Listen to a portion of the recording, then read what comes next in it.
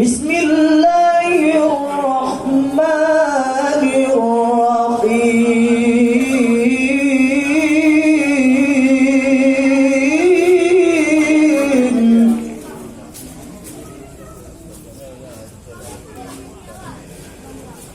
فما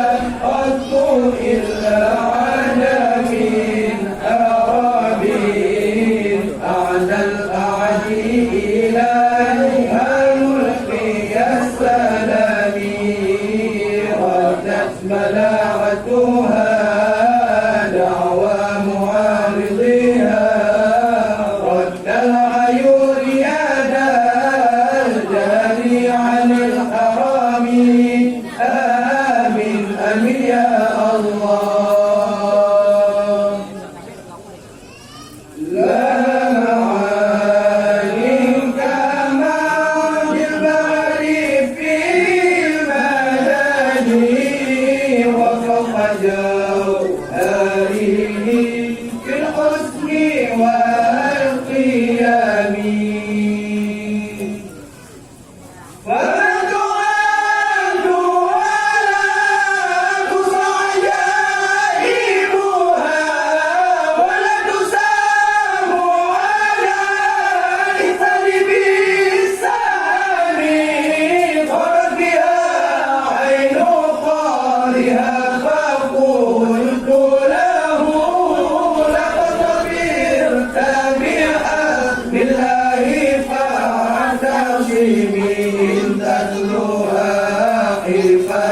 من حر نار لظى فتحها ولظى من وردها الشديد كأنها الحوض تبيض الوجوه فيه من العصاة وقد جاءوه كالأمم مولاي صل وسلم دائما أبدا على حبيبك خير الخلق كلهم يا ربي بالمصطفى بلغ مقاصدنا واغفر لنا ما مضى يا واسع الكرم